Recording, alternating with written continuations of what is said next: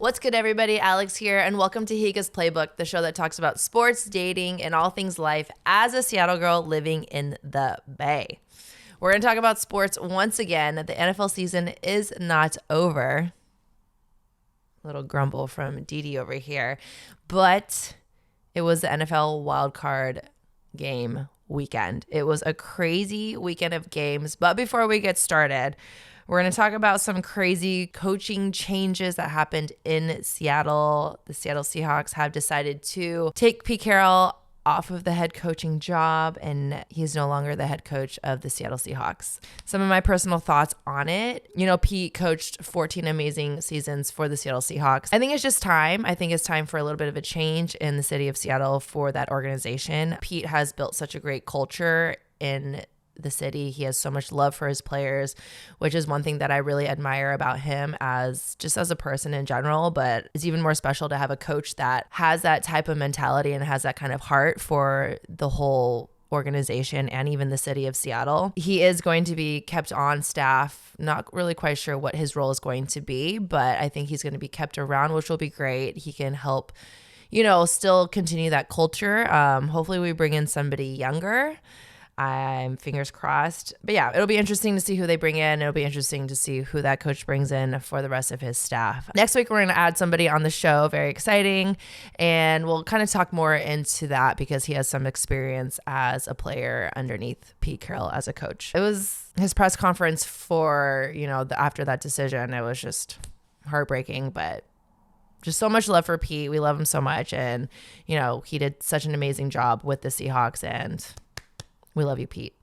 Still going to be rocking your shoes, so don't you worry, everybody. I know everybody loves those Monarchs as much as I do. Also, University of Washington, after a tough loss in the national championship, they had an amazing season. They were undefeated until the very last game. We haven't seen the Huskies perform like that in years, and it was super fun to watch. Obviously, when a coach does super well, he's probably going to get offers from other colleges. The head coach of the Huskies, or the former head coach of the Huskies, is now with Alabama. And, the loss of a head coach and then a bunch of players entering the draft, it's going to be an interesting season for the Huskies as well. They did already name a new head coach, is Jed Fish, who's with the University of Arizona for 3 years, I believe. But he's also worked for the Rams, UCLA, University of Michigan, University of Miami Jags, and actually the Seahawks too. Matt Hasselbeck was interviewed, and what he said about him was that he thinks very highly of him. He's incredibly smart. He's earned this opportunity, and it was not something that was given to him. So I think he's also brought in I saw his tight end coach, which actually played for UW. So that'll be very fun and exciting to see as well. So lots of changes happening in the football scene in Seattle. So a little nerve-wracking. My palms are actually sweating just thinking about it. But yeah, let's talk wildcard games, shall we? It was a very interesting weekend for wildcard games. The weather was cold. There was lots of snow in Buffalo, which had to push the game back to Sunday, which was crazy. And even when fans got to their seats at that game, their seats weren't even visible. They had to shovel snow off, and it was crazy. But let's just talk game by game. First game was the Browns versus Texans. If you watched my previous episode, I picked the Browns to win. I was kind of just going for a lot of the underdogs, but the Browns didn't show up to play. Their offense didn't show up. Their defense didn't show up. The score ended up being 14-45, which is crazy. If you would think that in a playoff wildcard game, it would be a little bit closer, but it was not. But I honestly don't know why I chose the Browns. Again, I think I just wanted the underdogs to win. CJ Stroud went off. He was 16 for 21 with 274 yards and 3 touchdowns. He had so many receivers and so many of his teammates participating in this game and catching the ball that he just had so many options. And that's what just made him very, very, very... He was just a threat in the entire game. But I think at the beginning, I had a lot of hope for the Browns. Flacco had 2 touchdowns, one in the very first drive of the game, and then the second one at the beginning of the second quarter. But that's all they scored for the rest of the game. So I think it just would have been cool to see Flacco playing against the Ravens in the next game, but it's not going to happen. So next game, we got the Packers versus the Cowboys. The game that I didn't want to choose a winner, but Jonathan chose the Packers, and he was right. Jonathan was right. The Packers ended up pulling off the win 48-32. Where was Dallas offense at the beginning of the game? Because they literally did not show up until the last quarter, which is why they have 32 points. Jordan Love went off. He was 16 for 21, 700, could you imagine? 272 yards and 3 touchdowns. Now, if you look at Dak's numbers versus Jordan's numbers, if you look at Jordan versus Dak's numbers look way better. He was 41 for 60, which is crazy. 403 yards and 3 touchdowns, but he also had 2 interceptions, which is super crucial. I don't know. I think a lot of the fans, I mean, if you're a non-Cowboys fan in general, I think something that we thoroughly enjoy, which is terrible to say, is the distress that Cowboys fans go through when the Cowboys lose. The amount of memes that were out, the amount of people that were just talking so much shit to each other, and the amount of Cowboys fans that were just very defensive and just in their feels it was incredible. It was great. It was great to see. So I hope all those Cowboys fans are doing okay, because we know how y'all get. We know how y'all get. So good season, Cowboys, maybe. All right, next game up was the Dolphins versus the Chiefs. This one I wanted the Dolphins to win so bad, but I mean, it was a very low scoring game. The Chiefs ended up pulling it out 7-26. It was really cold. It was hella cold in Kansas City. I think it was like negative something degrees, and it felt like negative 24. Which is like ridiculous and wild to think. I don't think I've ever been in temperatures that low. Have you, Jonathan? Yeah, we've never been in temperatures that low. Mahomes was 23 for 41. He had 262 yards and only 1 touchdown. Tua had pretty similar numbers too. He was 20 for 39, 199 yards, 1 touchdown, but also 1 interception. It was not a very exciting game, but I was definitely rooting for the Dolphins, and that was pretty much it. Last couple games was Bills versus Steelers. I wanted the Bills to win just because I was bitter about the previous couple weeks when the Steelers beat the Seahawks. And again, the Steelers did not show up to play. There was no offense. I feel like that was a really common theme for the weekend of games. One team showed up to play. The other team just had no offense. Like, there was no scoring. Josh Allen, 21 for 30, 203 yards, 3 touchdowns. And I think the score was like 21-0 for like the longest time. So yeah, I mean, I get it. It was cold. There was lots of snow on the ground, but not on the field. It's got to be hard, but Pittsburgh is just as cold, right? I mean, I've never been to Pittsburgh, but I would assume it's like pretty similar weather unless they play in a dome. But anyways, yeah, that game wasn't very exciting, but all right. And the final game of the weekend, Eagles versus Bucks. I mean, wow.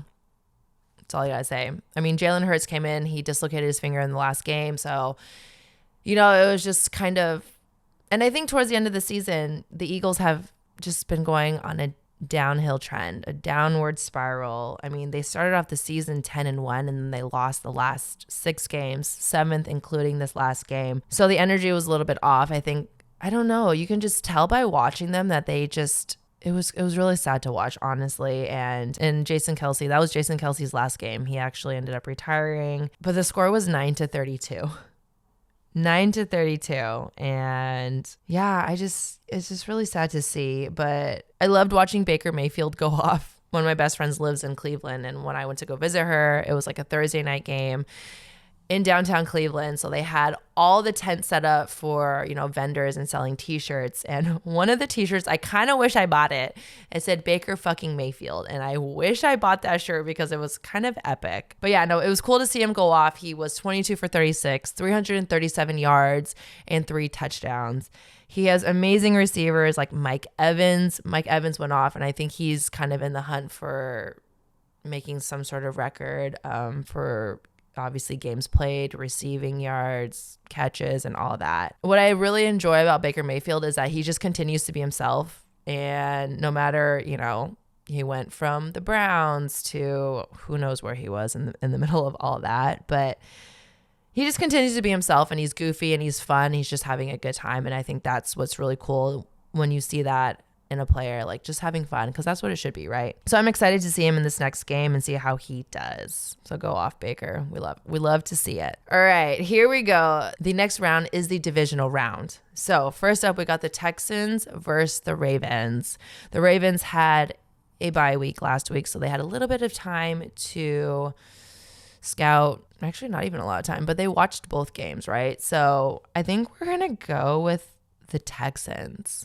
I'm going to go with the Texans for this one. I just think I liked how they played. CJ Stroud, like they went off and it was really cool to see. Next up, Packers and Niners. I don't know. Every time the Seahawks would play the Packers, it was always a crazy ass game. Always. Like you can always guarantee a crazy game. Man, this is hard.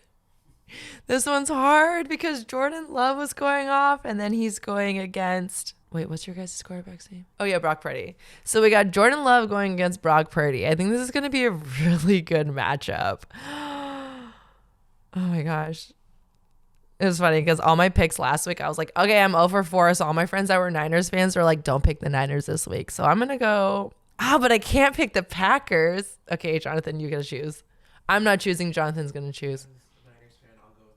Okay, Jonathan's choosing the Niners because he's the Niners fan. So, again, friends, I didn't choose it. Jonathan did, okay? So, if whatever happens next week, don't put it on me. Okay, and then on Sunday, we got the Bucs versus the Lions. Oh, gosh.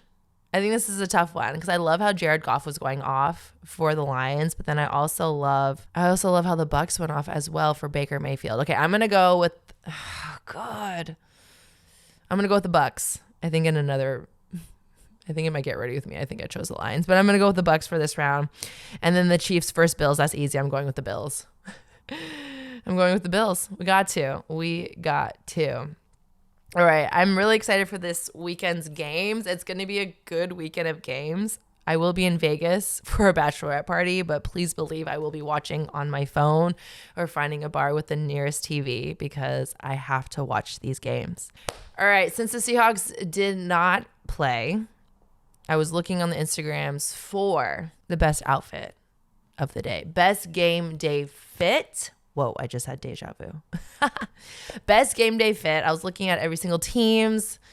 Some of y'all be dressed in super casual, and I get it. Jason Kelsey was like, I'm not here for a fashion show. I'm here to play football, and I get it, but ooh, that cloud coverage. I see you staring at it, Jonathan. I hate to say this too. I'm not a Chiefs hater. I'm not a Kansas City Chiefs hater, but I did like the outfits from the Kansas City team, and I hate that I liked them. But okay, the two people that stood out to me, very different outfits. Harrison Butker, he came out wearing this like amazing pea coat. He had this like nice full beard. He almost reminded me of Thor. Very handsome man, very handsome, and that might have given him a few extra points. And then there's also Chris Jones. Chris Jones came out very different outfit. Chris Jones came out wearing an orange beanie. Again, orange is my favorite color, a little bit biased too. But then he also had this puffer jacket, this blue puffer jacket with flowers on it. I'm not quite sure the brand of it, but I just love the color and I love how it just like stood out, and it was cold in Kansas City, so I get it. I think the winner for best dress is going to go to Harrison Butker. I just love it when y'all dress up and y'all look clean and just looks nothing like a man in a suit or a dress up. Y'all look good. But Chris Jones, I gave you honorable mention because orange is my favorite color and I just love that puffer. All right, that's it. This week is going to be crazy. I'm so excited for more football. Stay tuned. Next week, we're going to actually have a guest on our show, not in person, but virtually. And I'm really excited just to kind of talk about, I don't know, this future of Seattle, his thoughts on it, his thoughts on Pete Carroll, and just coaching in general. So yeah, thanks for listening. Don't forget to like, subscribe, share with your friends, and I'll catch y'all later. Love ya. Bye. Dee, you did not move the entire time, sis. Unbothered.